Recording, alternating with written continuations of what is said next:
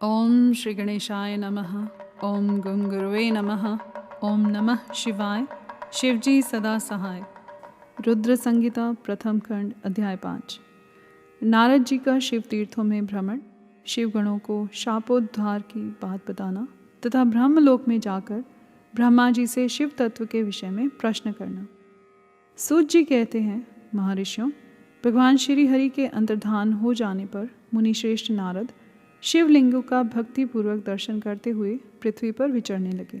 ब्राह्मणों, भूमंडल पर घूम फिरकर उन्होंने भोग और मोक्ष देने वाले बहुत से शिवलिंगों का प्रेम पूर्वक दर्शन किया। दिव्यदर्शी नारद जी भूतल के तीर्थों में विचर रहे हैं और इस समय उनका चित्त शुद्ध है, यह जानकर वे दोनों शिवगण उनके पास गए। वे उनके दिए हुए शाप से उद्धार की इच्छा रखकर वहाँ गए थे। उन्होंने आदर पूर्वक मुनि के दोनों पैर पकड़ लिए और मस्तक झुकाकर भली भांति प्रणाम करके शीघ्र ही इस प्रकार कहा। शिवगण बोले, ब्राह्मण, हम दोनों शिव के गण हैं। मुने, हमने ही आपका अपराध किया है। राजकुमारी श्रीमती के स्वयंवर में आपका चित्त माया से मोहित हो रहा था। उस समय परमेश्वर की प्रेरणा से आपने हम दोनों को शाप दे दिया। वहाँ कुछ समय जानकर हमने चुप रह जाना ही अपने जीवन रक्षा का उपाय समझा। इसमें किसी का दोष नहीं है, हमें अपने कर्म का ही फल प्राप्त हुआ है। प्रभु, अब आप प्रसन्न होइए और हम दोनों पर अनुग्रह कीजिए। नारद जी ने कहा, आप दोनों महादेव जी के गण हैं और सत्पुरुषों के लिए परम सम्माननीय हैं। अतः मेरे मोह रहित एवं सुखदायक यथार्थ वचन को सुनिए। पहले निश्चय ही मेरी बुद्धि भ्रष्ट हो गई थी, बिगड़ गई थी और मैं सर्वथा मोह के वशीभूत हो गया था। इसीलिए आप दोनों को मैंने शाप दे दिया। शिवगणों, मैंने जो कुछ कहा है वह वैसा ही होगा, तथापि मेरी बात सुनिए। मैं आपके लिए शापोद्धार की बात कर रहा हूँ। आप लोग आज मेरे अपराध को क्षमा कर दें। मुनिवर, विश्रवा के वीर्य से जन्म ग्रहण करके आप संपूर्ण दिशाओं में प्रसिद्ध कुंभकर्ण और रावण राक्षस राज का पद प्राप्त करेंगे और बलवान वैभव से युक्त तथा परम प्रतापी होंगे।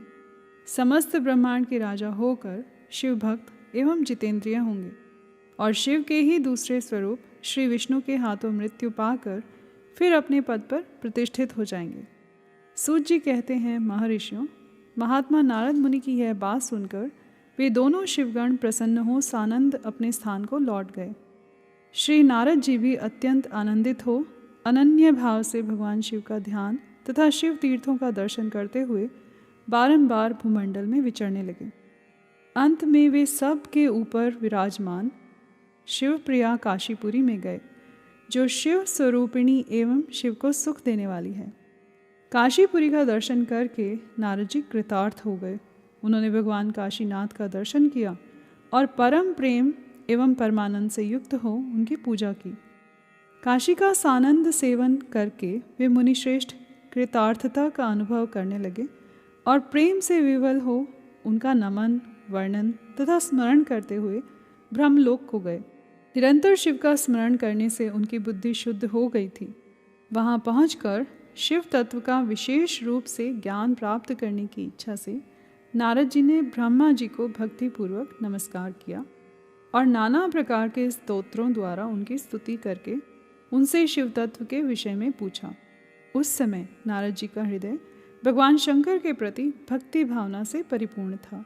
नारद जी बोले, ब्राह्मण, पर ब्रह्म परमात्मा के स्वरूप को जानने वाले पितामह जगत प्रभु, आपके कृपा प्रसाद से मैंने भगवान विष्णु के उत्तम महात्म्य का पूर्णतः ज्ञान प्राप्त किया है।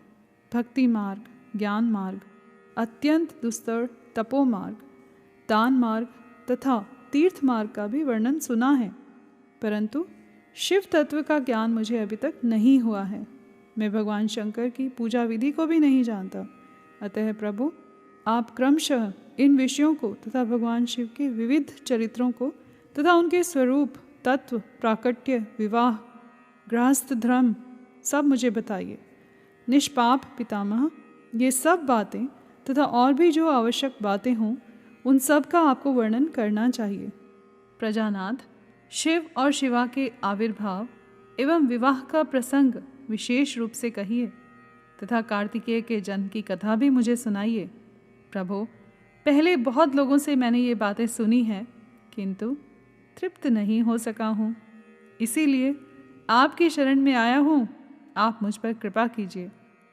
अपने पुत्र नारद की यह बात सुनकर लोक पितामह ब्रह्मा वहाँ इस प्रकार बोले। यहाँ पर अध्याय 5 समाप्त हुआ।